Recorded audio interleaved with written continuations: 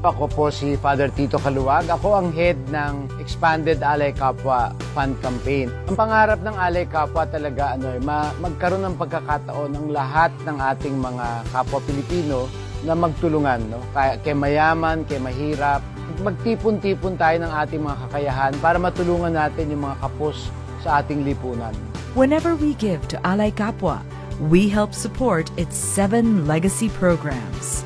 Each program is designed to help bring holistic development to marginalized communities. Ang pangako po namin sa inyo sa Alay Kapwa ay sisiguraduhin namin na yun ay mapunta sa tamang programa at sa mga taong talagang nararapat makatanggap ng tulong natin lahat. Let's help change the world and build a better tomorrow for all.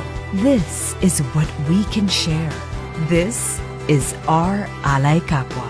Alay Kapwa, a flagship program of Caritas Philippines by the Catholic Bishops' Conference of the Philippines.